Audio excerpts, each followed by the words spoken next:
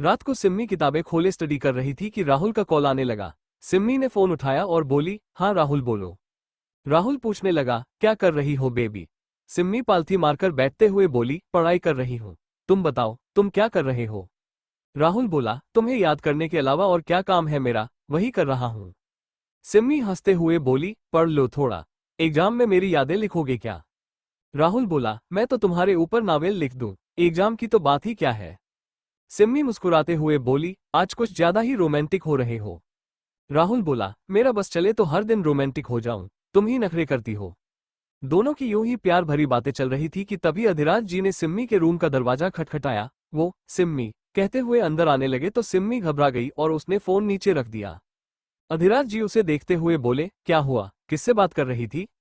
सिम्मी अटकते हुए बोली, कुछ नहीं पापा, वो मेरी क्लासमेट रिया का फोन है। अधिराज जी बोले, अच्छा अच्छा कर लो बात।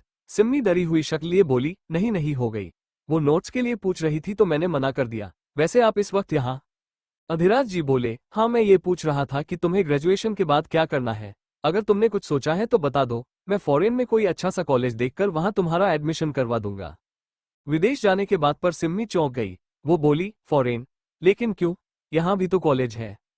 अधिराज जी बोले, हाँ बेटा, लेकिन वहाँ के कॉलेज ज्यादा अच्छे हैं, उनकी डिग्री की वर्ल्ड वाइड वैल्यू है। सिम्मी अचकचाते हुए बोली, लेकिन। अधिराज जी उसकी बात काटते हुए बोले, अरे मैं कौन सा तुम्हें अभी भेज रहा हूँ, मैं तो बस बताने आया था कि हाई स्टडी के लिए तुम्हें फॉरेन भेजूंगा, इसलिए तुम सोचकर रखना कि ग्रेजुएशन के बाद तुम्हें क्या करना है। सिम्मी ने जी पापा कहा और फिर अधिराज जी उसके कमरे से चले गए। अधिराज जी के जाने के बाद सिम्मी ने फोन उठाया और हेलो कहने लगी। दूसरी ओर से राहुल बोला, हाँ बोलो, गए अंकल। सिम्मी बोली, हाँ चले गए, लेकिन टेंशन देकर गए। राहुल बोला, हाँ सुना मैंने। सिम्मी उदास सी बोली, मुझे फॉरेन नहीं जाना है यार, यही रहकर तुम सबके साथ पढ़ाई करनी है। राहुल बोला, डोंट वरी, कौन सा अभी जा रही हो, अभी तो ग्रेजुएशन पूरी होने में 2 साल बाकी है। सिम्मी सोच में डूबी सी हम कहने लगी तो राहुल बोला, चिंता मत करो, फ्यूचर का सोचकर क्यों टेंशन ले रही हो, अभी के बारे में सोचो। सिम्मी का मूड अपसेट हो गया तो वो बोली, चलो मैं कल तुमसे बात करती हूँ। राहुल ने ओके कहकर फोन काट दिया। सिम्मी भी किताबें बंद करके लेट गई और भविष्य के बारे में सोचने लगी। सिम्मी के कमरे से निकलकर अधिराज जी अपने रूम में जाने लगे। उसी वक्त वीर भी लॉन में टहलकर वापस लौट रहा था। उसने अधिराज जी को सिम्मी के कमरे से निकलते देखा तो बोला, सर आप सिम्मी से मिलने गए थे। अधिराज जी बोले, हाँ उससे कुछ बात करनी थी। वीर सोचने लगी कि कहीं राहुल से जुड़ी कोई बात तो नहीं है। वो पूछने लगा, क्या बात सर। अधिराज जी बोले, अब तुमसे क्या छुपाना, मैं सोच रहा था कि ग्रेजुएशन के बाद सिम्मी को हाई स्टडी के लिए अब्रॉड भेज दूं, वहां रहेगी तो मेरी टेंशन कम हो जाएगी। हमेशा के लिए तो कोई बॉडीगार्ड नहीं रख सकते ना, इसलिए उसकी सेफ्टी के लिए मैं उसे विदेश भेज दूंगा। वीर बोला, जैसा आपको ठीक लगे। सिम्मी का क्या कहना है इस बारे में। अधिराज जी बोले, वो मुझे कुछ कंफ्यूज सी लगी, शायद एकदम से फॉरेन जाने की बात एक्सेप्ट नहीं कर पाई होगी। वीर बोला, हाँ हो सकता है, हाल फिलहाल तो बहुत टाइम है, तब तक शायद उसका माइंड चेंज हो जाए। कुछ देर इसी विषय पर डिस्कस करने के बाद अधिराज जी और वीर भी सोने चले गए। वीर भी बिस्तर पर लेटने के बाद सिम्मी के बारे में सोच रहा था। उसके विदेश जाने की बात से उसका मन कुछ भारी सा हो रहा था, लेकिन वो भी ये बात जानता था कि सिम्मी की जान को खतरा है। यहाँ बहुत से लोग हैं जो उसके पीछे हैं, इसलिए उसका विदेश जाना ही ठीक है। वो विदेश जाएगी तो ज्यादा सेफ रहेगी। अगले दिन सिम्मी कॉलेज गई तो कुछ उदास सी थी। प्रिया ने उसकी उदासी की वजह पूछी तो राहुल ने बताया कि सिम्मी के पापा उसे अब्रॉड भेजने वाले हैं। प्रिया ने ये सुना तो वो चौंक कर बोली, क्या, तू अब्रॉड जाने वाली है। सिम्मी उदासी लिए बोली, पापा तो ऐसा ही कह रहे हैं। प्रिया बोली, तो मना कर देना, कौन सा तुझे जबरदस्ती भेज देंगे। सिम्मी कहने लगी, अरे यार पापा इमोशनल ब्लैकमेल करेंगे और भेजकर ही मानेंगे। राहुल बोला, अरे लेकिन तुम दोनों अभी से क्यों मातम मना रही हो, 2 साल है ना अभी, तब तक तो बहुत कुछ बदल जाएगा, क्या पता अंकल भी अपना माइंड बदल लें। सिम्मी बोली, पापा का माइंड इतनी जल्दी नहीं बदलता, वो जो सोचते हैं करके रहते हैं। तीनों इस गंभीर मैटर पर बात कर रहे थे कि तभी प्रोफेसर आ गए और लेक्चर स्टार्ट हो गया। बाकी सब तो पढ़ाई पर ध्यान दे रहे थे लेकिन सिम्मी का मन उचटा हुआ था। वो लेक्चर पर ध्यान ही नहीं दे पा रही थी। वो कभी बेचैन होकर इधर उधर देखती तो कभी किताबों में सिर झुकाए बैठ जाती। उसकी ये हरकत देखकर प्रोफेसर ने उससे कहा, स्टैंड अप सिमरन। सिम्मी चौंक कर प्रोफेसर की ओर देखने लगी तो प्रोफेसर बोले, stand up and get out from the class. Simmi धीरे से सॉरी बोलने लगी तो प्रोफेसर बोले, सुना नहीं तुमने, गेट आउट। सिम्मी बेचारी मुंह लटकाए क्लासरूम से बाहर आ गई। बाहर वीर उसे देखकर बोला, क्या हुआ, आज भी बाहर निकाल दिया क्या। सिम्मी ने कोई जवाब नहीं दिया तो वीर ने पूछा, कोई टेंशन है क्या? सिम्मी अब भी चुप थी तो वीर बोला, मैं बहुत देर से तुम्हें ऑब्जर्व कर रहा हूँ। तुम्हारा ध्यान पढ़ाई में नहीं था। कोई प्रॉब्लम है? तबीयत तो ठीक है ना तुम्हारी? सिम्मी बोली, मुझे कुछ नहीं हुआ है, ठीक हूं मैं। तभी लेक्चर खत्म हो गया तो राहुल और प्रिया भी बाहर आ गए। वीर उनसे पूछने लगा, क्या हुआ, सिम्मी को बाहर क्यों निकाला? प्रिया बोली, तुम्हें नहीं पता क्या, इसके पापा इसे अब्रॉड भेजने की बात कर रहे हैं, इसलिए ये अपसेट है। वीर ने सिम्मी की ओर देखा तो वो नजरें चुराने लगी। उसके हमेशा हंसते मुस्कुराते चेहरे पर उदासी की चादर पसरी हुई थी। वीर उसे समझाते हुए बोला, अभी बहुत टाइम है, कौन सा तुम आजकल में जा रही हो? प्रिया बोली, यही तो हम कब से इसे समझा रहे हैं। वीर सिम्मी के मन ही व्यथा को समझ पा रहा था तो वो उसे आश्वासन देते हुए बोला, अच्छा अगर तुम नहीं जाना चाहती तो मत जाना, तुम्हारी तरफ से मैं सर से बात कर लूंगा। सिम्मी आशा भरी नजरों से वीर की ओर देखते हुए पूछने लगी, तुम बात करोगे पापा से? वीर बोला, हाँ तुम कहोगी तो कर लूंगा। तभी सिम्मी खुश होते हुए वीर के गले में झूल गई और बोली, thank you so much Veer, you are the best person in my life. Simmi की इस हरकत पर राहुल और प्रिया हैरानी से उसकी ओर देखने लगे। खुद वीर भी सिम्मी के गले लगने से असहज हो गया। सिम्मी वीर के गले लग गई तो प्रिया और सिम्मी हैरानी से उसकी ओर देखने लगे। खुद भी वीर भी चौंक गया और सिम्मी से बोला, सब देख रहे हैं। सिम्मी खुश होते हुए उससे अलग हुई और बोली, सॉरी मैं एक्साइटमेंट में भूल गई थी। राहुल मुंह बनाए बोला, ऐसी भी क्या एक्साइटमेंट की आजू बाजू खड़े लोग ही ना दिखें। सिम्मी बोली, अरे सच में यार, वीर की बात पापा कभी नहीं टालेंगे। राहुल बोला, लेकिन तुम तो 2 साल बाद जाने वाली हो ना, वीर तब तक तुम्हारी ही ड्यूटी करता रहेगा, अपनी ड्यूटी पर नहीं जाएगा? सिम्मी वीर को देखकर मुस्कुराते हुए बोली, वीर जहां भी होगा मैं उसे बुलाऊंगी, तुम आओगे ना? उसने वीर की ओर देखकर पूछा।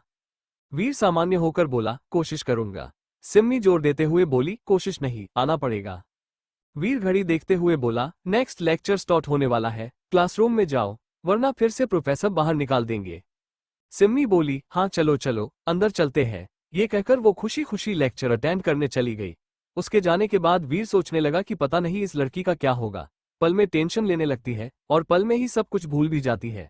अगले 2 साल पता नहीं मैं सिम्मी के साथ रहूं या नहीं, लेकिन ये जिसके भी साथ हो वो इसका अच्छे से ध्यान रखे। अगले सभी लेक्चर को सिम्मी ने उत्साहपूर्वक अटेंड किया। लेक्चर के बाद वो प्रैक्टिस के लिए हॉल की तरफ चले गए। आज की उसकी हरकत पर राहुल फिर से नाराज था, लेकिन वो कोई बहस नहीं करना चाहता था इसलिए चुप था। हॉल में जाकर राहुल बोला, मैं जा रहा हूँ गिटार प्रैक्टिस के लिए, तुम भी अपना देख लो। ये कहकर वो चला गया। उनके जाने बाद प्रिया बोली, चलो गाइस, तुम भी डांस प्रैक्टिस करो, मैं भी सिंगिंग की प्रैक्टिस करती हूँ, इससे पहले कि सीनियर्स आ जाएं। सिम्मी ने ओके कहा तो प्रिया भी अलग जाकर प्रैक्टिस करने लगी। उसके जाने के बाद सिम्मी खुश होते हुए पूछने लगी, तो हम भी प्रैक्टिस करें? वीर ने ओके कहा तो सिम्मी ने फोन में गाना लगाया और वीर के साथ डांस प्रैक्टिस करने लगी। इसके बाद दोनों डांस प्रैक्टिस करने लगे। वो मेहदी के बताए लास्ट स्टेप की प्रैक्टिस कर रहे थे। वीर को सबके सामने वो स्टेप करने में शर्म आ रही थी, लेकिन प्रैक्टिस करनी थी तो मजबूरी में वो लगा हुआ था। डांस के दौरान सिम्मी का ध्यान नील सर की ओर गया जो कि उसी वक्त हॉल में आए थे। उनकी ओर देखने की वजह से सिम्मी का बैलेंस बिगड़ा और वो वीर के साथ स्टेज पर गिर पड़ी।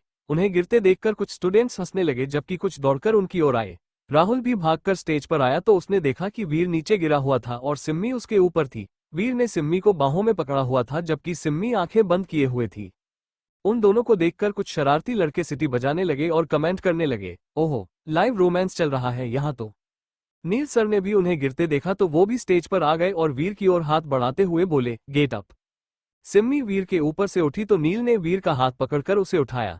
फिर वो सिम्मी और वीर से पूछने लगा, तुम दोनों ठीक हो? वीर और सिम्मी ने एक साथ हाँ कहा तो नील बोला, आपको तो नहीं लगी होगी, लेकिन वीर को जरूर इंजरी हुई होगी।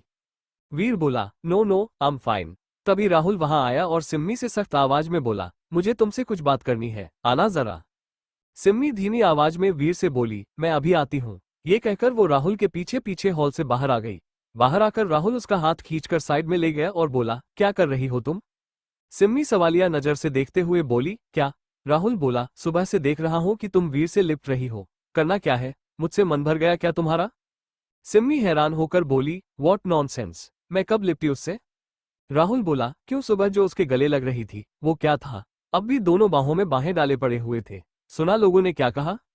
सिम्मी सफाई देते हुए बोली, सुबह मेरा इंटेंशन गलत नहीं था, मैं तो तुम्हारे और प्रिया के गले भी लगती हूँ, जैसे तुम मेरे दोस्त हो वैसे ही वीर भी है। अब भी हम जानबूझकर नहीं गिरे, डांस मूव की वजह से पैर मुड़ गया था। राहुल सिम्मी का चेहरा अपने हाथ में लेते हुए बोला, देखो सिम्मी, मैं तुम्हें किसी और की बाहों में नहीं देख सकता। जब भी तुम वीर के साथ होती हो तो मुझे बुरा फील होता है। बस मजबूरी में ये सब देखना पड़ता है। साला ये एनुअल फंक्शन भी पता नहीं कब खत्म होगा।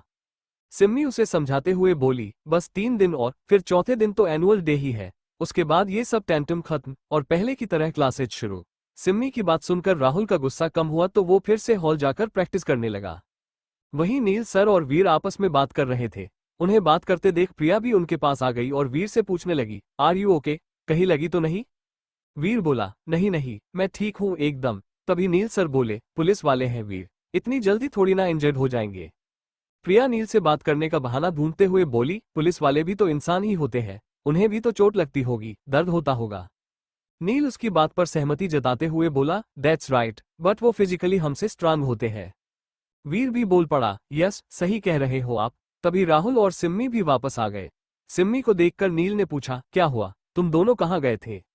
राहुल और सिम्मी एक दूसरे की शक्ल देख रहे थे तो वीर बोला, वाटर ब्रेक के लिए गए थे।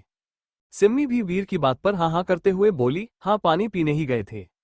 नील बोला, ओके के, आप लोग कंटिन्यू करो। एंड प्रिया, तुम मेरे साथ आना जरा, मुझे तुम्हारे सिंगिंग परफॉर्मेंस के लिए कुछ टिप्स देने थे।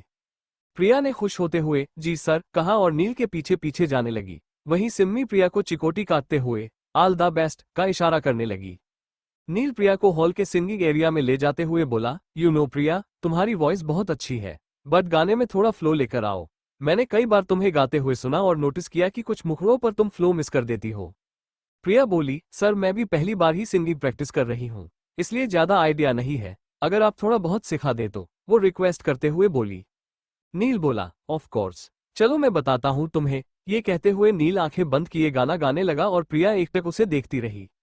गाने के बाद नील बोला, इसी तरह फ्लो में गाना ओके। प्रिया ने मुस्कुराते हुए ओके कहा और फिर नील चला गया। अगले कुछ दिन तक कॉलेज में लेक्चर बंद रहे और एनुअल डे की तैयारी होने लगी।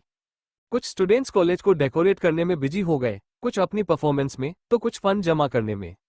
कुल मिलाकर कॉलेज में त्योहार जैसी चहल पहल थी। एनुअल फंक्शन में 2-3 दिन ही बाकी थे। सभी स्टूडेंट्स अब कॉलेज डेकोरेट के काम में व्यस्त थे। एनुअल फंक्शन में शहर के कई नामी लोग आ रहे थे। शिक्षा मंत्री भी वहां आने वाले थे तो स्टूडेंट्स ने सोचा कि कॉलेज को अच्छे से डेकोरेट करेंगे। उन्होंने मैम के साथ मीटिंग में डिस्कस करके सभी क्लासेज के हिसाब से काम बांट दिया। सिम्मी की क्लासरूम के हिस्से एंट्री और पैसेज को डेकोरेट करने का काम आया। वो अपने दोस्तों और क्लासमेट्स के साथ मिलकर डेकोरेशन में जुट गई। दोपहर के वक्त वो पेपर्स के फ्लावर बनाकर प्रिया को दे रही थी, जबकि प्रिया उन पेपर्स को दीवारों और नोटिस बोर्ड पर चिपका रही थी। राहुल बाकी लड़कों के साथ ऊंचाई वाली डेकोरेशन कर रहा था। सिम्मी अकेली ही पेपर कटिंग में बिजी थी तो कुछ घंटों बाद उसके हाथ में दर्द होने लगा। वो कैंची छोड़कर बैठ गई और अपनी उंगलियों को मसलने लगी। वीर, जो कि छुटपुट कामों में हेल्प करवा रहा था, सिम्मी को तकलीफ में देखकर उसके पास आया और बोला, छोड़ो इसे, मैं कर देता हूँ। सिम्मी बोली, अरे रहने दो, ये तुम्हारा काम नहीं है, स्टूडेंट्स को करने के लिए बोला है, तुम्हें नहीं। वीर बोला, कोई बात नहीं, वैसे भी मैं खाली हूँ, लाओ कर देता हूँ। ये कहकर उसने कैंची ली और फटाफट पेपर्स काटने लगा। प्रिया, जो कि पेपर्स चिपका रही थी, उसने वीर को सिम्मी की मदद करते देखा तो मन ही मन मुस्कुराने लगी। तभी नील सर कुछ स्टूडेंट्स के साथ डेकोरेशन के बारे में डिस्कस करते हुए वहां आ गए। उन्होंने वीर को सिम्मी की हेल्प करते देखा तो वीर से बोले, आप भी हेल्प कर रहे हो? Good good. वीर बोला, हाँ सब काम में लगे हुए हैं तो मैंने सोचा कि मैं भी थोड़ा हाथ बंटा दूं। नील सर बोले, नहीं अच्छा है, जितनी हेल्प होगी उतना जल्दी काम पूरा होगा। फिर वो राहुल की ओर देखते हुए बोले, हेलो, तुम खाली ऊपर बैठे क्या कर रहे हो? राहुल बोला, सर डेकोरेशन कर रहे हैं। नील बोला, डेकोरेशन तो तब करोगे ना जब सामान होगा, सामान कम पड़ गया है, इसलिए नीचे आओ और इनकी हेल्प करो। राहुल ने मुंह बनाते हुए ओके सर कहा और नीचे आकर पेपर चिपकाने लगा। फिर नील प्रिया के पास गया और उसे नोटिस बोर्ड डेकोरेट करते देखकर बोला, वेरी नाइस प्रिया, बहुत अच्छा डेकोरेट किया है। प्रिया मुस्कुराते हुए बोली, थैंक यू सर। नील बोला, अच्छा तुमसे एक चीज पूछूं, थोड़ी पर्सनल है। प्रिया संशय भरी नजरों से उसे देखती हुई बोली, क्या सर? नील बोला, ये वीर और सिम्मी के बीच कुछ है क्या? यू नो, इन्हें देखकर लगता है कि इनके बीच कुछ है। जिस तरह वीर सिम्मी की हेल्प करता है, उसका ध्यान रखता है, मैंने कुछ स्टूडेंट्स से सुना है कि इनके बीच कुछ केमिस्ट्री चल रही है। प्रिया सिम्मी और वीर को काम करते देखकर बोली, नहीं सर, ऐसा कुछ नहीं है, बट आपको ये सब जानकर क्या करना है? नील बोला, ऐसे तो कुछ नहीं करना है, लेकिन अगर सच में इनके बीच कुछ नहीं है तो मैं स्टूडेंट्स को समझा दूंगा कि बेमतलब की अफवाह ना उड़ाए। यू नो, लड़की की इज्जत का सवाल है, इस तरह की बातों से उसके कैरेक्टर पर गलत इम्पैक्ट पड़ता है। इसलिए कंफर्म करना बेटर है। नील की बात सुनकर प्रिया के मन में उसके लिए और इज्जत बढ़ गई। वो निहाल सी नील को देखे जा रही थी तो नील बोला, कहाँ खो गई? प्रिया एकदम से ध्यान हटाते हुए बोली, कुछ नहीं, मैं सोच रही थी कि आपकी थिंकिंग कितनी अलग है। आजकल के लड़के ऐसा नहीं सोचते। नील मुस्कुराते हुए बोला, नहीं सोचते तो ये उनकी अपनी समझ है। मेरा सोचना है कि किसी भी लड़की के लिए उसकी इज्जत सबसे बड़ी चीज है। प्रिया मुस्कुराते हुए बोली, सही कह रहे हो आप। वैसे वीर और सिम्मी के बीच तो कुछ नहीं है, लेकिन सिम्मी और राहुल के बीच जरूर कुछ है। नील अचरज भी नजरों से देखते हुए पूछने लगा, मतलब? प्रिया मुस्कान लिए बोली, ये दोनों कपल है। नील अच्छा कहते हुए बोला, ये दोनों है क्या? देखकर लगता तो नहीं है। राहुल से ज्यादा तो वीर सिम्मी की केयर करता है। पहली नजर में कोई भी देखकर कहेगा कि ये दोनों कपल है। प्रिया बोली, हाँ लेकिन राहुल और सिम्मी ही कपल है। दोनों बहुत टाइम से रिलेशनशिप में है। नील राहुल को देखते हुए बोला, भले ही ये दोनों रिलेशनशिप में हो, राहुल से ज्यादा वीर सिम्मी का ख्याल रखता है। अभी ही देख लो कैसे सिम्मी का काम छुड़वाकर खुद लगा हुआ है। एक वो राहुल है, खाली बैठा हुआ था, एक बार भी सिम्मी से नहीं पूछा कि हेल्प कर दूं। प्रिया जानती थी कि राहुल बेपरवाह है, उसमें वीर जितनी समझ नहीं है। वो सफाई में कुछ कहती कि उससे पहले ही कुछ स्टूडेंट्स डेकोरेशन का सामान लेकर आ गए और नील से बोले, सर सामान आ गया। नील बोला, ठीक है, थोड़ा सामान यहाँ रख दो, थोड़ा ऊपर हॉल में ले जाओ, वहां भी कम पड़ गया था। स्टूडेंट्स ने ओके सर कहा और अपने काम में लग गए। नील प्रिया से बोला, अच्छा यू डू योर वर्क, मैं चलता हूँ। प्रिया ने प्यार से बाय सर कहा और फिर से अपने काम में जुट गई। अगले दिन भी सभी स्टूडेंट्स कॉलेज आए और बचे खुचे काम को पूरा करने में लग गए। सिम्मी आज भी काम में लगी हुई थी तो राहुल उसके पास आकर बोला, सिम्मी जरा आना तो, कुछ काम है। सिम्मी प्रिया को काम बताकर राहुल के साथ चली गई। वीर इस वक्त नील के साथ सिक्योरिटी से संबंधित कुछ डिस्कशन कर रहा था। राहुल सिम्मी को लेकर एक रूम में गया जहां डेकोरेशन का सामान फैला हुआ था। सिम्मी उससे बोली, क्या हुआ, यहाँ क्यों लेकर आए हो? राहुल बोला, एक मिनट, हाँ यही खड़ी रहना और आंखें बंद, तुम्हारे लिए एक सरप्राइज है। सिम्मी ने आंखें बंद की और बोली, क्या सरप्राइज है? राहुल बोला, अरे 2 मिनट वेट करो ना। कुछ देर में राहुल बोला, हाँ अब खोल लो। सिम्मी ने आंखें खोली तो राहुल ने पंखे का बटन दबाया। पंखा चालू होते ही सारे रूम में गुलाब की पंखुड़ियां उड़ने लगी। सिम्मी हैरानी और खुशी मिश्रित भाव लिए ये सब देख रही थी। हवा में उड़ती गुलाब की पंखुड़ियां इतनी खूबसूरत लग रही थी कि सिम्मी उन्हें देखती ही रह गई। तभी राहुल सिम्मी के करीब आया और उसे कमर से पकड़ लिया। सिम्मी ने राहुल की आंखों में देखा तो राहुल बोला, सरप्राइज पसंद आया? सिम्मी मुस्कुराकर बोली, बहुत। राहुल उसके होंठों की ओर देखते हुए बोला, तो फिर मुझे मेरा गिफ्ट दो।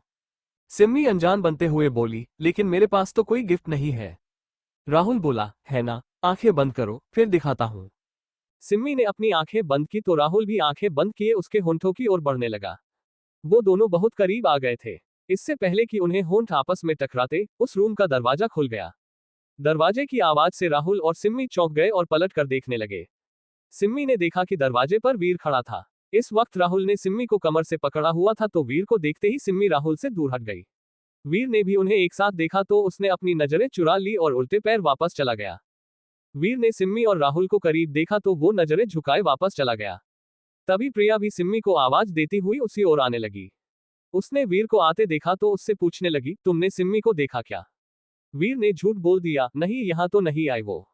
प्रिया बोली, बहुत देर से दिखाई नहीं दी। नील सर ढूंढ रहे हैं सबको। डेकोरेशन में लाइटिंग लगानी थी और उस निक में राहुल का भी कहीं अता पता नहीं है। वीर उसे भेजते हुए बोला, तुम जाओ नील के पास, मैं उन्हें ढूंढ कर लाता हूँ। प्रिया बोली, जल्दी लाना हाँ। ये कहकर वो चली गई और वीर वहीं खड़ा रह गया। वीर को देखकर राहुल और सिम्मी चौंक गए थे। सिम्मी तो एकदम डर ही गई। वो झट से राहुल से दूर हुई और बोली, आई हैव टू गो। ये कहकर वो राहुल को छोड़कर वीर के पीछे चली गई। राहुल भी उसके पीछे पीछे दौड़ा। बाहर उन्होंने वीर को खड़ा देखा तो सिम्मी दौड़ती हुई उसके पास आए। वीर ने पलटकर सिम्मी को देखा तो वो बोला, नील तुम्हें बुला रहा है, जल्दी आ जाना। ये कहकर वो चुपचाप नजर झुकाए वहां से निकल गया। उसके जाने के बाद राहुल सिम्मी से पूछने लगा, क्या हुआ, क्या कहा वीर ने? सिम्मी खींचते हुए बोली, कुछ नहीं कहा। चलो अब, नील सर ने बुलाया है। राहुल उसके साथ साथ चलते हुए पूछने लगा, उसने कुछ भी नहीं कहा? हम दोनों को साथ में तो देखा ना उसने, फिर भी कुछ नहीं बोला। सिम्मी तेजी से चलते हुए बोली, क्योंकि वो तुम्हारी तरह नहीं सोचता, ही इज मैच्योर पर्सन। वीर की तारीफ सुनकर राहुल ने मुंह टेढ़ा किया तो सिम्मी उसे इग्नोर करके तेजी से पैसेज की ओर जाने लगी। नील सर के पास जाकर राहुल और सिम्मी बोले, सर आपने बुलाया? नील राहुल से बोला, कहाँ गायब रहते हो भाई, तुम्हारे क्लासमेट कब से तुम्हें ढूंढ रहे हैं। चलो फटाफट ये लाइटिंग लगाओ। एंड सिम्मी, तुम वीर के साथ ऊपर हॉल में जाकर म्यूजिक सिस्टम वालों से मिलो। उन्हें अपना डांसिंग सॉन्ग बताओ और किस नंबर पर परफॉर्मेंस है वो भी बताना। सिम्मी ने जी सर कहा और वीर की ओर देखने लगी। वीर चुपचाप आगे आगे चलने लगा और सिम्मी उसके पीछे पीछे चली गई। ऊपर हॉल में जाकर वीर डीजे वाले से मिला और अगले दिन के डांस परफॉर्मेंस के बारे में बात करने लगा। डीजे वाले ने वीर को देखा और बोला, तुम भी स्टूडेंट हो? वीर बोला, अपने काम से मतलब रख, जितना कह रहा हूं उतना कर। डीजे वाला मस्खरी करते हुए बोला, शक्ल से तो 2 बच्चों के बाप लग रहे हो, अब भी कॉलेज में ही हो। वीर का दिमाग गर्म हो गया तो वो अपनी गन दिखाते हुए बोला, अब बता क्या लग रहा हूं। डीजे वाले ने गन देखी तो वो डरकर ठिठक गया। वो हकलाते हुए बोला, ये तुम क्या कर रहे हो? वीर गन छुपाते हुए बोला, पुलिस वालों से मस्खरी अच्छी नहीं होती समझे, चल फटाफट काम कर। फिर सिम्मी आगे आई और डीजे वाले को गाना बताने लगी। उसने फटाफट सिम्मी का काम कर दिया और धीरे से बोला, ये पुलिस वाला यहाँ क्या कर रहा है? सिम्मी ने भी धीरे से जवाब दिया, वो मेरा बॉडीगार्ड है। डीजे वाला चौंक कर बोला, क्या? वो सोचने लगा कि जिस लड़की का बॉडीगार्ड पुलिस वाला हो वो कितने बड़े घर की होगी। वो घबराते हुए बोला, मैडम आपका काम हो गया, और कोई सेवा? सिम्मी बोली, नहीं और कुछ नहीं। फिर उसने थैंक्स कहा और चुपचाप नीचे आकर प्रिया की हेल्प में जुट गई। कॉलेज डेकोरेशन के बाद वीर सिम्मी को लेकर डांस क्लास के लिए चला गया। रास्ते में वो चुपचाप गाड़ी चला रहा था तो सिम्मी धीरे से बोली, जैसा तुम सोच रहे हो वैसा कुछ नहीं हुआ। वीर ड्राइविंग करते हुए बोला, मैं कुछ नहीं सोच रहा हूं। सिम्मी उसका लहजा देखकर समझ गई कि ये कुछ नाराज सा है, कहीं वो अधिराज जी को जाकर ना बता दे। इस डर से सिम्मी उसे समझाने लगी। वो बोली, राहुल मुझे सरप्राइज देने ले गया था। उस रूम में बहुत सारे फ्लावर्स रखे हुए थे तो वो वही दिखा रहा था, तुमने भी तो देखे होंगे। वो वीर को विश्वास दिला रही थी कि जैसा वो सोच रहा है वैसा कुछ नहीं हुआ। वीर उसकी बातों को महत्व ना देते हुए बोला, मुझे सफाई देने की जरूरत नहीं है, तुम्हारी लाइफ है, जो चाहे करो। मैं तुम्हारा बॉडीगार्ड हूं, फादर नहीं। वीर की बात सुनकर सिम्मी चुप हो गई। हालांकि वीर जता तो रहा था कि उसे कोई फर्क नहीं पड़ता, लेकिन उसके बातों से नाराजगी ही झलक रही थी। कुछ देर बाद जब वो डांस क्लास पहुंचे तो वहां मैडी उन्हें देखकर बोला, हेलो डांसिंग कपल, सो आज तुम्हारा लास्ट डे है प्रैक्टिस का राइट? सिम्मी बोली, यस सर, कल हमारी परफॉर्मेंस है। मैडी बोला, all the best for tomorrow. आज अपनी फाइनल प्रैक्टिस कर लो और हमें फुल सॉन्ग के साथ परफॉर्म करके दिखा दो। सिम्मी ने ओके सर कहा और चेंज करने चली गई। चेंज करने के बाद वो दोनों बाहर आए और डांस के लिए रेडी हो गए। मैडी ने सॉन्ग लगाया और स्टार्ट कहा। गाना बजते ही दोनों ने धीरे धीरे डांस शुरू किया और पूरी लय के साथ डांस करने लगे। आज वीर सिम्मी की आंखों में आंखें डालकर देख रहा था। सिम्मी ने भी उसकी आंखों में देखा तो उसे ऐसा महसूस हुआ जैसे वीर की आंखें उससे कोई सवाल कर रही हो। दोनों एक दूसरे का हाथ थामे डांस करने लगी। फिर जब डांस कंप्लीट हुआ तो मैडी और उसकी सहयोगी ताली बजाने लगे। उन्होंने वीर और सिम्मी को गले लगाया और बोले, वंडरफुल, ब्रिलियंट डांस किया तुम दोनों ने। मैडी बोला, वीर आज तुम्हारा आई कांटेक्ट गजब का था, कल भी ऐसा ही परफॉर्म करना ओके? सिम्मी मैडी से बोली, सर आप भी आइए ना कल हमारे कॉलेज में। मैडी बोला, सॉरी डियर, लेकिन कॉलेज फंक्शन में आउटसाइडर अलाउड नहीं होते, हॉल पास लेना पड़ता है और भी कई सिरदर्दी होती है। सिम्मी बोली, उसकी टेंशन मत लो, मैं आपका हॉल पास अरेंज कर दूंगी, तब तो आप आओगे ना? मैडी कश्मकश में था तो सिम्मी रिक्वेस्ट करती हुई बोली, प्लीज सर कल आना ना। मैडी उसकी रिक्वेस्ट मानते हुए बोला, okay okay, I'll come। Simmi खुश होते हुए मैडी के गले लग गई और बोली, thank you so much sir, you are too good. Maddy हैरानी से अपनी सहयोगी की ओर देखने लगा तो वो मुंह छुपाए हंसने लगी। मैडी खिसियाते हुए बोला, चलो फिर तुम लोग अच्छे से डांस करना, हाँ, गुड लक। वीर और सिम्मी ने मैडी और उसकी सहयोगी को थैंक्स कहा और फिर घर लौट आए। अब उन्हें इंतजार था तो बस आने वाले कल का। आखिरकार एनुअल डे भी आ गया। आज सभी स्टूडेंट्स अपनी अपनी परफॉर्मेंस दिखाने वाले थे जिसके लिए वो कई दिनों से मेहनत कर रहे थे। सिम्मी और वीर सुबह कॉलेज के लिए जा रहे थे। उन्हें कॉलेज जल्दी पहुंचना था। सिम्मी अपनी माँ को आवाज देती हुई बोली, मॉम हम जा रहे हैं। तभी सुवर्णा जी दही चीनी लेकर आ गई और बोली, हाँ हाँ चले जाना, पहले दही शक्कर तो खाओ। ये कहकर उन्होंने वीर और सिम्मी को दही शक्कर खिलाई। सिम्मी अपना बैग लिए बोली, आप और पापा भी टाइम पर पहुंच जाना और गेट पास लेकर आना ओके? सुवर्णा जी बोली, हाँ हाँ पहुंच जाएंगे। फिर सिम्मी ने अपनी माँ के गाल पर किस किया और उन्हें बाय कहते हुए निकल गई। तब तक वीर ने गाड़ी निकाली और सिम्मी के साथ कॉलेज के लिए निकल पड़ा। कॉलेज पहुंचकर दोनों सीधा बैक स्टेज पहुंच गए। वहां राहुल और प्रिया भी थे। सिम्मी उनसे मिली और बोली, हो गई तैयारी? प्रिया बोली, हाँ बस हो गई जैसे तैसे। तुझे पता है कल रात मैं 2 बजे तक सिंगिंग प्रैक्टिस कर रही थी। तो राहुल बोला, मैं भी तो 12 बजे तक गिटार बजा रहा था। वो तो पड़ोस वालों ने आकर कंप्लेंट की, तब जाकर बंद किया। सिम्मी और प्रिया उसकी बात सुनकर हंस दी। तभी नील सर एक रजिस्टर लिए वहां आए और सभी स्टूडेंट्स की हाजिरी लेने लगे। परफॉर्म करने वाले सभी स्टूडेंट्स वहां पहुंच चुके थे तो नील सर बोले, तुम सब तैयार होना शुरू करो, 2 घंटे में प्रोग्राम स्टार्ट हो जाएगा। सभी स्टूडेंट्स ने जी सर कहा और तैयार होने लगे। तैयार होने में कब समय बीत गया उन्हें पता ही नहीं चला। जल्द ही स्टेज से माइक की आवाज आने लगी। नील सर सबसे फटाफट रेडी होने के लिए कहने लगे।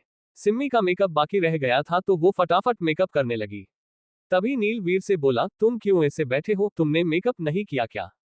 वीर बोला, मैं लड़की थोड़ी हूं जो मेकअप करूं। नील बोला, अरे भाई स्टेज पर जाने से पहले मेकअप करना पड़ता है। जब इतनी लाइट चेहरे पड़ेगी तो पसीना पसीना हो जाओगे, इसलिए मेकअप कर लो। प्रिया तुम रेडी हो ना, जरा वीर को भी रेडी कर दो प्लीज। प्रिया बोली, जी सर मैं रेडी हूँ। वीर इधर आकर बैठो। उसने वीर को एक जगह बैठाया और उसके चेहरे पर हल्का फुल्का मेकअप करने लगी। कुछ देर में स्टेज से स्वागत गीत की आवाज आने लगी और फिर प्रिंसिपल शिक्षा मंत्री का स्वागत करने लगे। इसके बाद एक एक करके स्टूडेंट्स अपनी अपनी परफॉर्मेंस देने चले गए। तीसरा नंबर राहुल का था तो उसके नाम की अनाउंसमेंट होने लगी। राहुल गिटार उठाए जाने लगा तो सिम्मी और प्रिया उसे ऑल द बेस्ट कहने लगी। फिर राहुल स्टेज पर जाकर गिटार के जरिए एक सॉन्ग प्ले करने लगा।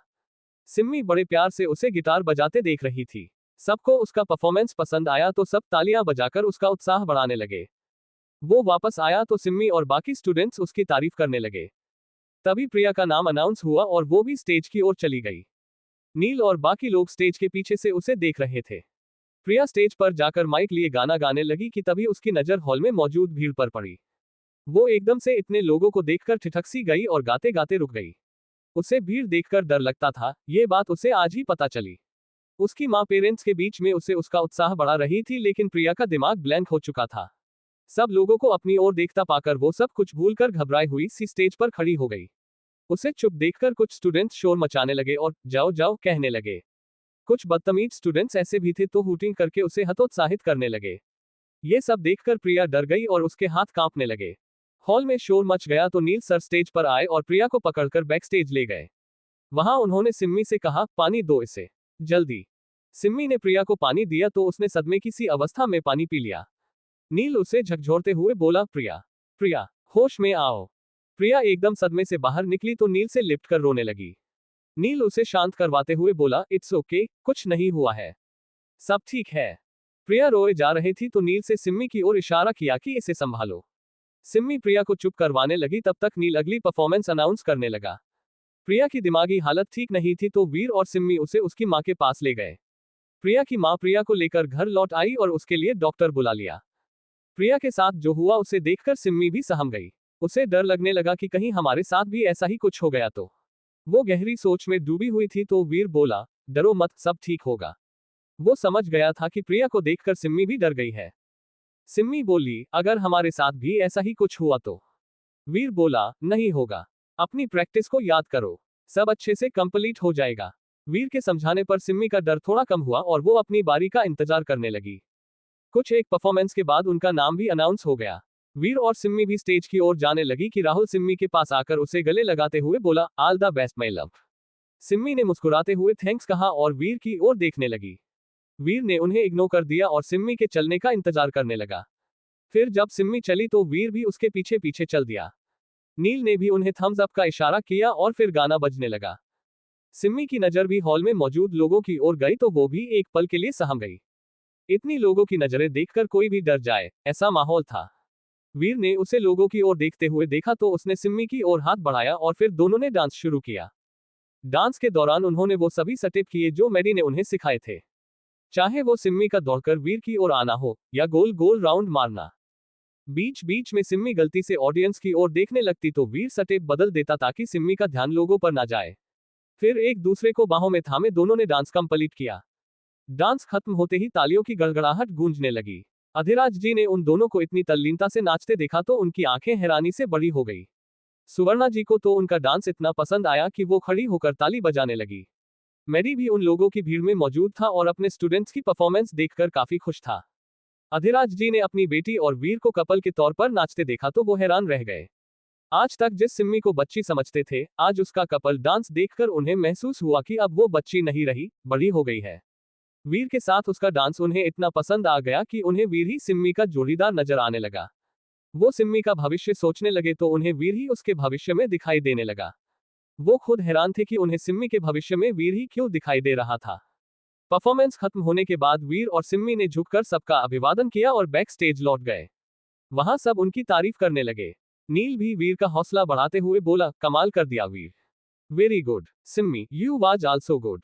राहुल सिम्मी के पास आकर उसकी तारीफ मारते हुए बोला, वाओ सिम्मी, धमाकेदार परफॉर्मेंस थी तुम्हारी। सिम्मी थैंक्स कहने लगी कि तभी उसे प्रिया की याद आई। उसने राहुल से अपना फोन लेकर प्रिया को कॉल किया। प्रिया की मम्मी ने उसका कॉल उठाया तो सिम्मी ने पूछा, आंटी अब प्रिया कैसी है? उसकी मम्मी बोली, बेटा वो अभी सो रही है।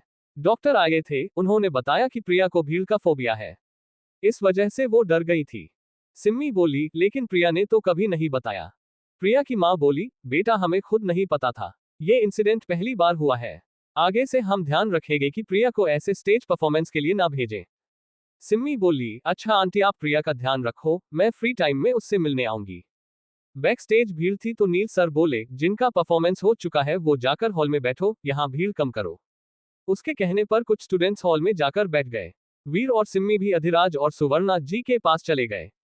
सुवर्णा जी सिम्मी का माथा चूमते हुए बोली, बहुत अच्छा डांस था तुम्हारा। तुम दोनों इतना अच्छा डांस कर रहे थे कि यहाँ बैठे लोग तुम्हारी ही तारीफ कर रहे थे। सिम्मी, अच्छा कहते हुए अधिराज जी के पास बैठ गई और उनसे पूछने लगी, पापा आपको मेरा डांस कैसा लगा? अधिराज जी बोले, वीर और तुम्हारी ट्यूनिंग बहुत अच्छी थी, तुम्हारा कपल डांस बहुत बढ़िया था। सिम्मी खुश होते हुए बोली, सच में आपको पसंद आया? अधिराज जी बोले, बहुत बहुत बहुत ज्यादा। राहुल अकेला बैठा हुआ था, वो सिम्मी ने मैसेज में उससे कहा कि हमारे पास आकर बैठो। राहुल ने मैसेज पढ़ा तो वो उसने रिप्लाई किया, नहीं नहीं तुम्हारे पापा वहीं है, मैं उनके सामने नहीं आने वाला। सिम्मी ने पूछा, वैसे तुम्हारे घर से कोई नहीं आया? राहुल ने रिप्लाई किया, नहीं यार कोई नहीं आया। सिम्मी पलटकर उसकी ओर देखने लगी तो वो बेचारी सी शक्ल बनाने लगा। सिम्मी ने उसे मैसेज किया, फंक्शन के बाद प्रिया के घर चलोगे? राहुल ने जवाब दिया, ठीक है चलना। कुछ देर बाद एनुअल डे का समापन हुआ और सभी स्टूडेंट्स और गेस्ट लौटने लगे। सिम्मी और वीर भी अपनी फैमिली के साथ वापस जाने लगे तो सिम्मी बोली, पापा मैं प्रिया से मिलने जा रही हूँ, उसकी तबीयत ठीक नहीं है। अधिराज जी कुछ बोलते उससे पहले ही सुवर्णा जी बोल पड़ी, हाँ चली जा। सिम्मी ने उनके कान में पूछा, अपनी फ्रेंड के साथ जाऊं क्या? वो क्या है ना, प्रिया के पापा घर पर नहीं है तो वीर को लेकर जाना ठीक नहीं लगता। उसने ये नहीं बताया कि उसकी फ्रेंड कोई और नहीं बल्कि राहुल है। सुवर्णा जी बोली, ठीक है चली जा, लेकिन टाइम पर आ जाना। अधिराज जी बोले, क्या हुआ, क्या बातें चल रही है? सुवर्णा जी बोली, कुछ नहीं, चलिए हम घर चलते हैं। सिम्मी प्रिया से मिलने जा रही है। अधिराज जी वीर से बोले, वीर तुम भी सिम्मी के साथ जाओ। सुवर्णा जी उन्हें टोकते हुए बोली, बिल्कुल नहीं, वीर हमारे साथ घर जाएगा। सुबह से यहाँ वहां दौड़ रहा है, लंच भी नहीं किया होगा। चलो वीर तुम घर चलो। वीर भी सिम्मी के साथ जाने की सोच रहा था लेकिन सुवर्णा जी उसे जिद करके अपने साथ ले गई ताकि सिम्मी अपनी सहेलियों के साथ जा सके। उन तीनों के जाने के बाद सिम्मी वापस कॉलेज के अंदर गई और राहुल से मिलकर बोली, चलो प्रिया से मिलने चलते हैं। राहुल ने यहाँ वहां देखते हुए पूछा, वीर कहाँ है? सिम्मी ने बताया, मैंने उसे घर भेज दिया है, अब हम दोनों अकेले में थोड़ा टाइम स्पेंड कर सकेंगे। राहुल खुश होते हुए बोला, वाओ चलो फिर मैं बाइक निकालता हूँ। ये कहकर वो पार्किंग से बाइक निकालने चला गया जबकि सिम्मी गेट के पास उसका वेट करने लगी। फिर दोनों बाइक पर बैठकर प्रिया से मिलने उसके घर की ओर चले गए। रास्ते में सिम्मी राहुल को कसकर पकड़ने लगी और राहुल हीरो की तरह बाइक चलाने लगा। बड़े दिनों बाद दोनों को कुछ पल अकेले में बिताने को मिले थे तो दोनों खुलकर उन पलों को जी रहे थे। कुछ देर बाद वो प्रिया के घर पहुंचे तो उसकी मां उन्हें प्रिया के कमरे में ले गई। प्रिया उस वक्त आराम कर रही थी। उसने राहुल और सिम्मी को देखा तो खुश होकर बोली, अरे तुम दोनों यहाँ? राहुल बोला, हाँ हमने सोचा कि तुम्हारा हालचाल पूछ लें। सिम्मी बोली, अब कैसी हो? Feeling better? प्रिया बोली, हाँ अब तो ठीक हूँ, उस वक्त पता नहीं क्या हो गया था, हाथ पैर कांपने लगे थे। राहुल बोला, कोई बात नहीं, हो जाता है कभी कभी, मुझे भी तो डर लगा था। सिम्मी भी उसका साथ देती हुई बोली, और मुझे भी, वो तो वीर ने संभाल लिया वरना मेरे साथ भी कुछ ऐसा ही होता और तुम दोनों मुझसे मिलने आते। उनकी बात सुनकर प्रिया हंसने लगी। तभी प्रिया की मां उनके लिए चाय नाश्ता ले आई। राहुल और सिम्मी दोनों भूखे थे तो दोनों ने फटाफट सारा खाना चंपत कर दिया। प्रिया उन्हें देखकर बोली, कम कम खाओ जरा। सिम्मी फटाफट ठूसते हुए बोली, बहुत भूख लग रही है यार। कुछ देर तक वो तीनों बात करते रहे, फिर राहुल और सिम्मी ने प्रिया से विदा ली और घर की ओर लौटने लगे। दोनों बाइक से आ रहे थे कि तभी सिम्मी के बैग में फोन बजने लगा। राहुल ने उससे कहा, फोन बज रहा है तुम्हारा। सिम्मी बोली, लेकिन ये मेरे फोन की रिंगटोन नहीं है। ये कहकर उसने अपना बैग चेक किया तो उसमें वीर का फोन भी था। वो बोली, वीर का फोन भी मेरे बैग में रह गया। अब वो फोन के लिए कॉल कर रहा होगा। खैर छोड़ो, घर जाकर फोन दे दूंगी। ये कहकर वो राहुल के साथ बाइक पर बैठ गई और दोनों बाइक से सिम्मी के घर की ओर जाने लगे। रास्ते में दोनों बाइक पर बैठे बतियाते हुए जा रहे थे कि तभी एक गाड़ी उनके आगे आकर रुकी। उस गाड़ी को देखकर राहुल ने बाइक रोक दी। सिम्मी ने पूछा, क्या हुआ, बाइक क्यों रोकी? राहुल बोला, किसी बेवकूफ ने गाड़ी सामने लगा दी। वो दोनों गाड़ी की ओर देखने लगे कि तभी गाड़ी से 2-3 आदमी निकले और राहुल और सिम्मी के साथ जबरदस्ती करने लगे। राहुल बाइक छोड़कर उनके साथ हाथापाई करने लगा तो उन्होंने सिम्मी को पकड़ लिया और जबरदस्ती उसे गाड़ी में बैठाकर ले जाने लगे। राहुल और सिम्मी बाइक से लौट रहे थे कि रास्ते में एक गाड़ी उनके पास से गुजरी और कुछ दूरी पर जाकर रुक गई। उस गाड़ी को देखकर राहुल ने बाइक रोक दी और गाड़ी में मौजूद लोगों की ओर देखने की कोशिश करने लगा। सिम्मी भी डर गई कि इस तरह कोई गाड़ी क्यों रुकी होगी। वो राहुल से बोली, तुमने बाइक क्यों रोकी? राहुल बोला, किसी बेवकूफ ने गाड़ी लगा दी रास्ते में, आगे कैसे जाएं? सिम्मी बोली, आगे नहीं तो पीछे चलो, मुझे कुछ ठीक नहीं लग रहा, तुम बाइक वापस मोड़ो। राहुल बोला, अरे गाड़ी खराब हो गई होगी, थोड़ी देर देखते हैं, नहीं चली तो हम दूसरे रास्ते से चले जाएंगे। वो और सिम्मी गाड़ी की ओर देखने लगी कि उसके अंदर से 2 आदमी बाहर निकले। वो सामान्य तरीके से उनकी ओर चले आ रहे थे तो राहुल धीरे से बोला, देखने में तो ठीक ही लग रहे हैं, इनसे क्या डरना। तभी वो 2 आदमी दूर से आते हुए बोले, भाई साहब ये निगमगंज कहाँ है? राहुल भी बाइक पर बैठे हुए बोला, निगमगंज? ऐसी तो कोई जगह नहीं है। वो एक कागज हाथ में लिए बोले, एड्रेस में तो यही लिखा है, देखना जरा। ये कहते हुए वो राहुल के पास आ गए। राहुल उनसे कागज लेकर एड्रेस पढ़ रहा था कि तभी उन लोगों ने सिम्मी को बाइक से खींच लिया और जबरदस्ती उसे लेकर जाने लगे। एकदम से ये सब होते देख राहुल और सिम्मी चौंक और डर गए। सिम्मी चिल्लाने लगी, छोड़ो मुझे, कौन हो तुम? राहुल, राहुल बचाओ। राहुल बाइक छोड़कर सिम्मी को बचाने भागा कि तभी एक आदमी राहुल के साथ हाथापाई करने लगा और दूसरा सिम्मी को खींचकर गाड़ी में ले जाने लगा। सिम्मी चीखती चिल्लाती रही लेकिन वो लोग नहीं माने और राहुल के साथ मारपीट करके उसे वहीं छोड़कर चले गए। राहुल, सिम्मी, सिम्मी कहकर चिल्लाता रह गया और वो सिम्मी को लेकर चले गए। गाड़ी में बैठी सिम्मी उन लोगों से छूटने की पूरी कोशिश कर रही थी। वो अपना हाथ उनसे छुड़वा रही थी और इसके लिए उसने एक आदमी के हाथ पर काट लिया। ये देखकर उस आदमी को गुस्सा आ गया और उसने सिम्मी को थप्पड़ जड़ दिया। वो बोला, काटती है साली। तभी सिम्मी उस आदमी के कान में जोर से चिल्लाने लगी तो उस आदमी ने फिर से सिम्मी के चेहरे पर मारा और उससे बोला, चुप कर, ज्यादा आवाज निकाली ना तो यही मार देंगे, समझी? उनकी मार की वजह से सिम्मी के मुंह से खून आने लगा। उनमें से एक आदमी अपने साथी से बोला, देख क्या रहा है, फटाफट गाड़ी चला। उनके ड्राइवर ने गाड़ी स्टार्ट की और जैसे ही कुछ दूरी पर गए कि एक दूसरी उनके सामने आकर खड़ी हो गई। जिस आदमी ने सिम्मी का हाथ पकड़ रखा था वो गुस्से में बोला, गाड़ी क्यों रोकी बे? ड्राइवर बोला, किसी ने सामने गाड़ी लगा रखी है। वो आदमी बोला, तो देख क्या रहा है, जाकर हटा उससे। ड्राइवर बाहर निकला और उस गाड़ी की ओर बढ़ते हुए बोला, कौन है बे? ये सड़क क्या तेरे बाप की है जो रास्ते में गाड़ी खड़ी कर दी? गाड़ी हटा आगे से। कुछ देर तक वो देखता रहा लेकिन अब भी गाड़ी अपनी जगह थी। उसे गुस्सा आया तो वो गाड़ी के पास गया और उसका दरवाजा खोलते हुए बोला, साले बाहर निकल, अभी बताता हूं तुझे। तभी गाड़ी के अंदर से वीर ने एक लात मारी और वो आदमी नीचे गिर पड़ा। वीर गाड़ी से बाहर निकला और उस आदमी को पकड़ते हुए बोला, क्यों बे, सड़क क्या तेरे बाप की है? वो वीर पर हाथ चलाने लगा कि वीर ने उसका हाथ रोककर उल्टा उस पर वार कर दिया। तभी गाड़ी से सिम्मी के चीखने चिल्लाने की आवाज आने लगी। वीर ने सिम्मी की आवाज सुनी तो वो दौड़कर गाड़ी की ओर गया। उस गाड़ी से 2 आदमी बाहर निकले और वीर के साथ मारपीट करने लगे। वीर भी उनके साथ हाथापाई करने लगा। तभी जो गाड़ी का ड्राइवर था वो दौड़कर आया और गाड़ी में से गन निकालकर वीर पर तानने लगा। सिम्मी ने उसे बंदूक ताने देख लिया तो वो चिल्लाई, वीर बचो। वो वीर को बचाने के लिए उसकी ओर दौड़ी। वीर ने ड्राइवर की ओर देखा तो वो नीचे झुक गया और उस आदमी की बंदूक से मिसफायर हो गया। फिर वीर उन 2 आदमियों को एक एक जोरदार घूंसा मारकर उस ड्राइवर की ओर भागा और उसके हाथ से बंदूक छीनने लगा। तभी वो 2 आदमी गाड़ी में जाकर बैठ गए और गाड़ी स्टार्ट कर दी। फिर ड्राइवर ने वीर को धक्का दिया और खुद भी चलती गाड़ी में बैठकर वहां से भाग गया। उनके जाने के बाद वीर ने 2-3 मिसफायर किए लेकिन तब तक गाड़ी जा चुकी थी। गाड़ी जाते ही वीर सिम्मी के पास गया और उसे चेक करते हुए बोला, तुम ठीक हो, उन्होंने तुम्हारे साथ कुछ किया तो नहीं? सिम्मी घबराई हुई सी थी तो वो रोने लगी। वीर उसे गाड़ी में ले गया और उसे बैठाकर पानी देते हुए बोला, ये लो पानी पियो। सिम्मी ने पानी पिया तो वीर बोला, तुम ठीक हो? उन्होंने कुछ किया क्या? उसे फिक्र हो रही थी कि कहीं सिम्मी के साथ कुछ गलत ना हुआ हो। सिम्मी ने नाक में इशारा किया तो वीर ने चैन की सांस ली। वो बोला, घर चलते हैं, सर को इस बारे में बताना पड़ेगा। सिम्मी एकदम से बोली, नहीं, पहले हमें राहुल को ढूंढना होगा, उन्होंने राहुल के साथ भी मारपीट की है। पता नहीं वो कैसे होगा, कहीं उसे कुछ हो गया तो। किसी अनहोनी की आशंका से उसका मन डरने लगा। वीर उसे समझाते हुए बोला, कुछ नहीं होगा उससे, मैं हूं ना। उसने फटाफट गाड़ी स्टार्ट की और राहुल को ढूंढते हुए जाने लगा। रास्ते में उसे कहीं भी राहुल नहीं दिखा तो वो सिम्मी से पूछने लगा, राहुल को ज्यादा चोट थी या कम? सिम्मी सोचते हुए बोली, चोट तो पता नहीं, लेकिन उन लोगों ने उसके साथ मारपीट की थी। वीर बोला, हो सकता है कि उसे ज्यादा चोट ना लगी हो और वो बाइक लेकर घर चला गया हो, या मे बी शायद किसी हॉस्पिटल चला गया हो मलहम पट्टी के लिए।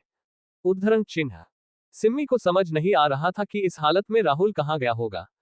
वीर उससे बोला, राहुल को बाद में ढूंढेंगे, अभी तुम घर चलो पहले। सिम्मी ना नकुर करने लगी लेकिन वीर उसे जबरदस्ती घर ले गया। रास्ते में उसने सिम्मी के होंठों से खून निकलते देखा तो रुमाल उसकी ओर बढ़ाने लगा। सिम्मी अपने होंठों को पोंछने लगी तो वीर सोचने लगा कि हो ना हो, ये वही आतंकी थे जो सिम्मी के पीछे है। जरूर इन्होंने अपना मकसद पूरा करने के लिए सिम्मी को किडनैप करने की साजिश रची होगी। वो सिम्मी को घर लेकर गया तो उसकी हालत देखकर अधिराज और सुवर्णा जी चौंक गए। वीर और सिम्मी घर पहुंचे तो अधिराज और सुवर्णा जी उन्हें देखकर हैरान हो गए। सिम्मी के बाल बिखरे हुए से थे और चेहरे पर सूजन थी। होंठों से अब भी खून रिस रहा था। सुवर्णा जी ने सिम्मी को इस हालत में देखा तो वो उसकी की ओर दौड़ी और फिक्र करते हुए बोली, सिम्मी, ये क्या हालत बना रखी है? क्या हुआ तुझे? अधिराज जी को भी उसकी ये हालत देखकर डर लगने लगा। वो भी सिम्मी के पास आकर बोले, क्या हुआ बेटा? तुम्हारी ये हालत कैसे हुई? तुम तो प्रिया के घर गई थी ना? अपने माता पिता का स्नेह देखकर सिम्मी रो पड़ी और रोते रोते उसने सारी बात बता दी। सुवर्णा जी उसे चुप करवाने लगी तो अधिराज जी बोले, तुम्हारी सहेलियां कहाँ थी तब? सिम्मी डरते हुए बोली, पापा मैं अपने दोस्त राहुल के साथ गई थी। उन लोगों ने राहुल को भी बहुत मारा। राहुल का नाम सुनकर अधिराज जी को गुस्सा आ गया और वो बोले, तुमसे कहा था ना कि उस लड़के से दूर रहो, फिर भी तुम उसके साथ गई। सुवर्णा जी बोली, क्या कर रहे हो? वो अभी डरी हुई है और आप उसे और डरा रहे हो। अधिराज जी बोले, सब इसकी गलती है। मैंने कहा था इससे कि वीर को लेकर जाए, सुना इसने, और तुमने भी इसकी साइड लेकर इसे अकेले भेज दिया। तुम भी इसकी जिम्मेदार हो सुवर्णा। अधिराज जी ने गुस्से में कहा। सुवर्णा जी को अपनी गलती का एहसास था तो वो कुछ नहीं बोली। वो सिम्मी से कहने लगी, बेटा तुझे झूठ नहीं बोलना चाहिए था। अगर तू राहुल के साथ जा भी रही थी तो सच बोल कर जाती। अधिराज जी गुस्से में बोले, लेकिन जाना क्यों था? जब मैंने इसे मना किया था कि वो लड़का ठीक नहीं है, तो फिर ये क्यों गई उसके साथ? क्या पता वो गुंडे कौन थे, हो सकता है उसके साथी हो या कोई दुश्मन हो। क्या पता उन्होंने उसकी वजह से ही सिम्मी की ये हालत की हो। वो तो अच्छा हुआ कि वीर टाइम पर पहुंच गया, वरना क्या हो सकता था, इसका आइडिया है तुम माँ बेटी को। अधिराज जी की बात सुनकर सुवर्णा जी नजरें झुकाए सिम्मी को शांत करने लगी। अधिराज जी बोले, भगवान का शुक्र है कि वीर अपना फोन लेने सिम्मी के पीछे गया, वरना तो आज पता नहीं क्या हो जाता। वीर सुवर्णा जी से बोला, आप सिम्मी को कमरे में लेकर जाओ। सुवर्णा जी सिम्मी को उसके कमरे में ले गई। उनके जाने के बाद वीर अधिराज जी से बोला, सर अब हमें क्या करना चाहिए? पुलिस केस या कुछ और? अधिराज जी बोले, नहीं, हम पुलिस केस नहीं कर सकते, इससे वो लोग सतर्क हो जाएंगे। वीर बोला, लेकिन सर हम उन्हें ऐसे ही नहीं छोड़ सकते। जो हरकत उन्होंने आज की है वो दोबारा भी कर सकते हैं। हमें उन्हें पकड़ना होगा। कौन जाने वो किसी आतंकी गिरोह से मिले हुए थे या कोई आम किडनैपर। अधिराज जी बोले, जरूर वो आतंकी गिरोह से होंगे, वरना कोई सिम्मी को ऐसे किडनैप क्यों करेगा? वीर कुछ सोचकर बोला, सर ऐसा एक बार पहले भी हो चुका है। मैं और सिम्मी जब बहुत पहले मॉल में गए थे तब वहां भी एक आदमी ने सिम्मी को किडनैप करने की कोशिश की थी। वहां भी वो सफाई से बच गया था। अधिराज जी हैरान होकर बोले, और ये बात तुम मुझे आज बता रहे हो? वीर माफी मांगते हुए बोला, सॉरी सर, सिम्मी ने मना किया था। उसे डर था कि आप उसका कॉलेज जाना बंद करवा दोगे, इसलिए नहीं बताया। लेकिन उस घटना के बाद बहुत समय तक ऐसी कोई घटना दोबारा नहीं हुई। आज उन लोगों को कहीं से खबर मिली होगी कि सिम्मी अकेली है, तभी उन्होंने इस काम को अंजाम दिया। अधिराज जी चिंता करते हुए बोले, इसका मतलब वो लोग सिम्मी के आसपास है और उस पर नजर रखे हुए हैं। सिम्मी के साथ कभी भी कुछ भी कर सकते हैं वो। वीर उन्हें भरोसा दिलाते हुए बोला, फिक्र मत कीजिए सर, जब तक मैं जिंदा हूं कोई सिम्मी का बाल भी बांका नहीं कर सकता। मैं हर जगह उसके साथ हूं, मेरे रहते उसे कुछ नहीं हो सकता। अधिराज जी बोले, लेकिन अगर उन्होंने तुम्हें कुछ कर दिया तो? मैं तुम्हारी जान का रिस्क भी नहीं ले सकता। जैसे सिम्मी मेरी बेटी है, तुम भी मेरे बेटे जैसे ही हो। वीर बोला, सर अगर आप इतनी ही फिक्र रहे हैं तो जांच बैठाइए। उन लोगों का पकड़ा जाना बहुत जरूरी है। मैंने उनकी गाड़ी का नंबर याद कर लिया था। उसके जरिए हम उन तक पहुंच सकते हैं। अधिराज जी सोच में डूबे थे तो वीर बोला, क्या हुआ सर, आप इतना क्या सोच रहे हैं? अधिराज जी बोले, मेरी बेटी की बदनामी हो जाएगी वीर। लोग तो यही सोचेंगे कि उसके साथ कुछ गलत हुआ है। वो कॉलेज जाती है, दोस्तों के साथ रहती है। सब उसके लिए गलत बातें कहेंगे। उनकी आवाज में पिता की फिक्र साफ झलक रही थी।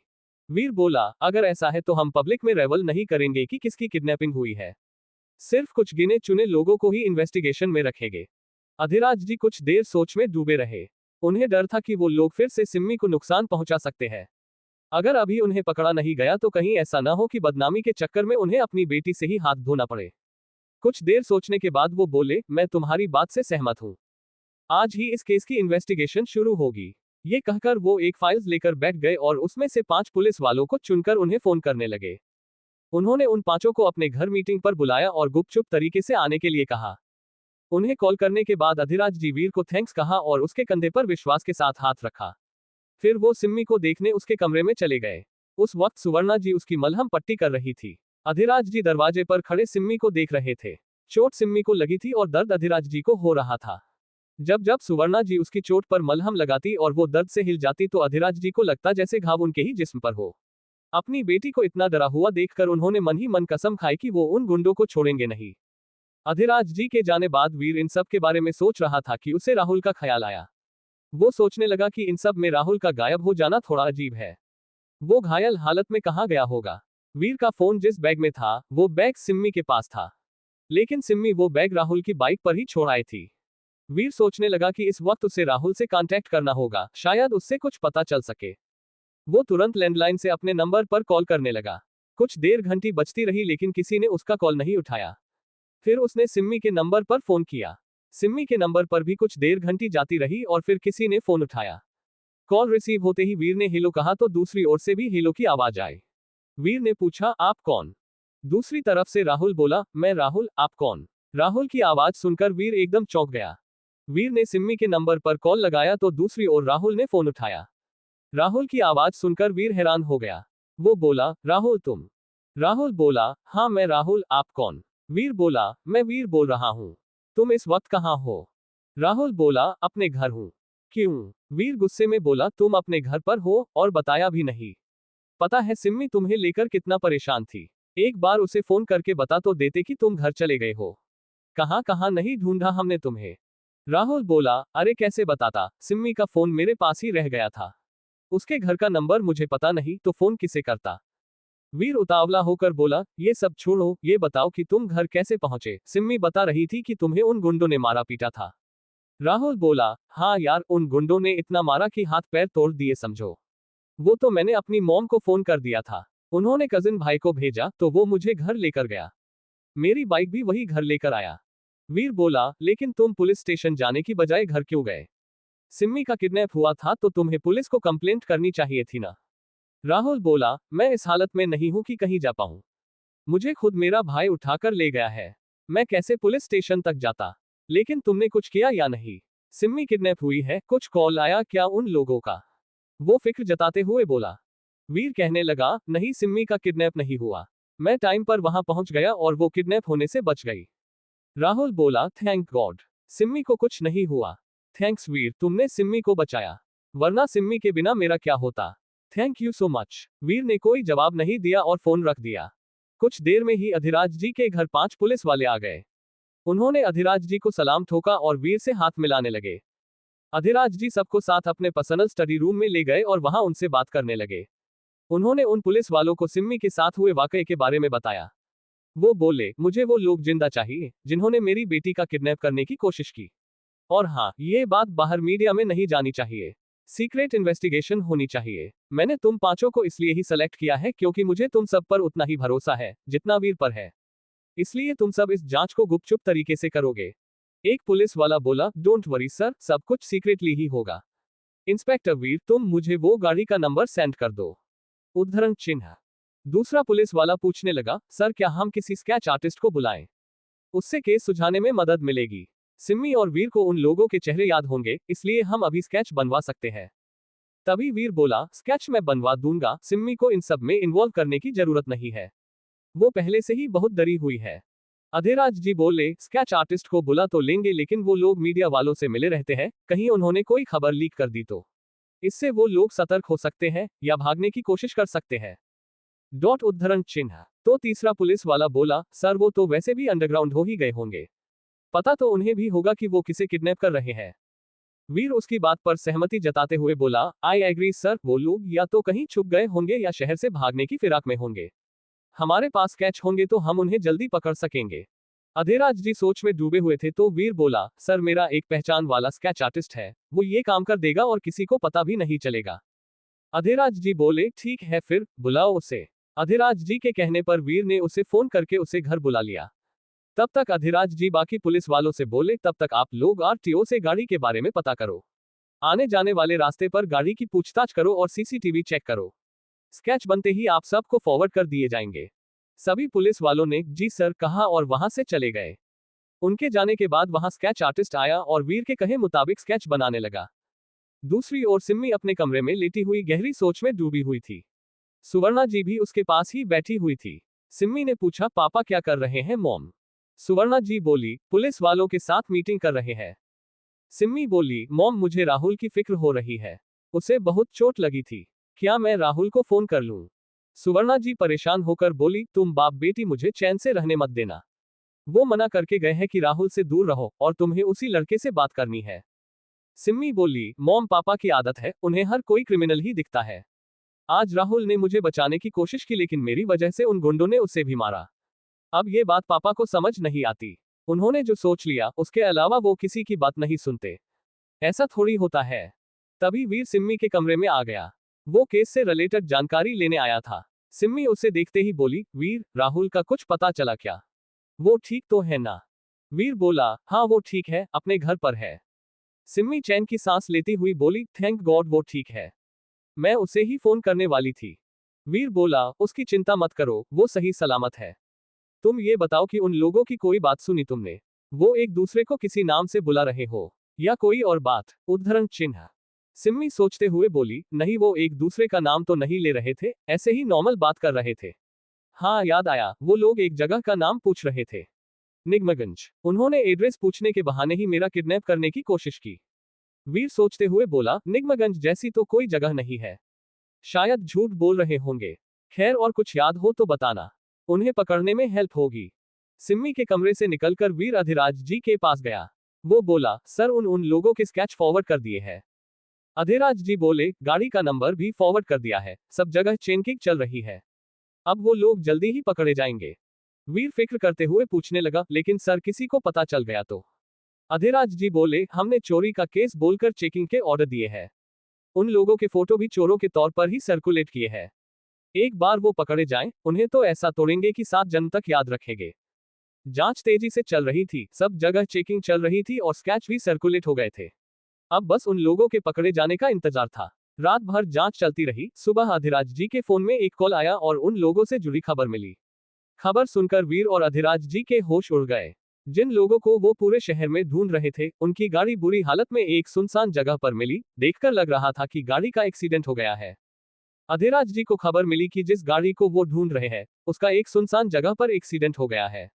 खबर मिलते ही वीर और अधिराज जी घर से निकलकर घटनास्थल पर पहुंच गए। वहां पुलिस वालों ने इलाका सील कर रखा था। अधिराज जी वहां पहुंचकर गाड़ी का मुआयना करने लगे। गाड़ी एक पेड़ से टकराई थी और देखकर लग रहा था कि जोरदार एक्सीडेंट हुआ है। गाड़ी के अंदर से बॉडी निकालकर उन्हें हॉस्पिटल पहुंचाया जा चुका था। अधिराज जी ने वहां खड़े पुलिस वालों से पूछताछ की तो पता चला कि एक्सीडेंट में वो तीनों आदमी मारे गए और पोस्टमार्टम के लिए उनकी बॉडी को हॉस्पिटल ले जाया गया है। वीर ने वहां खड़े फोटोग्राफर के कैमरा में उन आदमियों की तस्वीरें देखी तो उसे कंफर्म हो गया कि मरने वाले वही 3 लोग थे। अधिराज जी वहां खड़े पुलिस वालों से बात कर रहे थे जबकि वीर आसपास की चीजों का मुआयना कर रहा था। उसने वहां किसी अन्य गाड़ी के टायर के निशान भी देखे।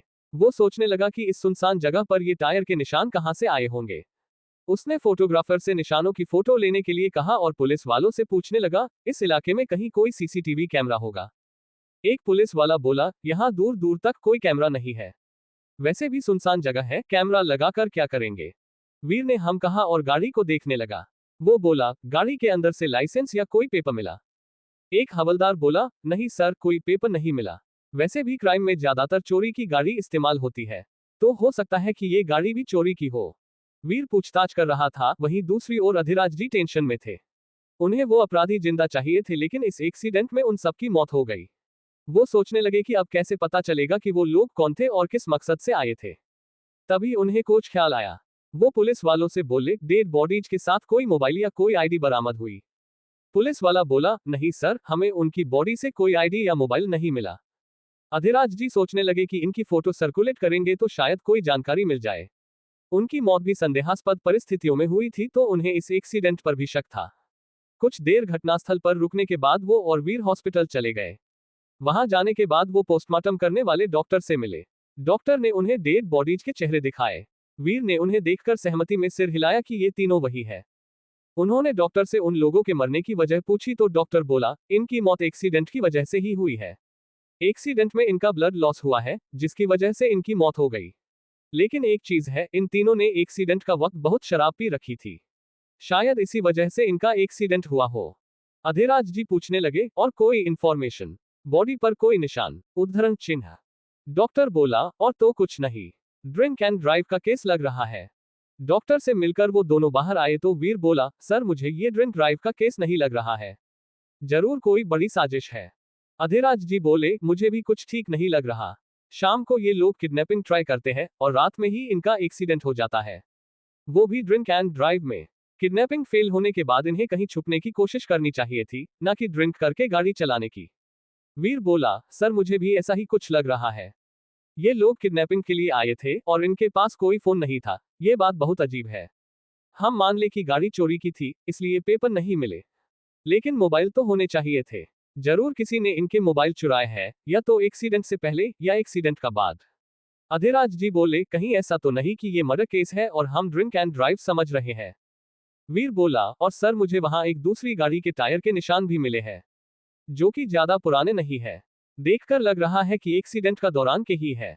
अधिराज जी बोले, अभी कुछ नहीं कहा जा सकता।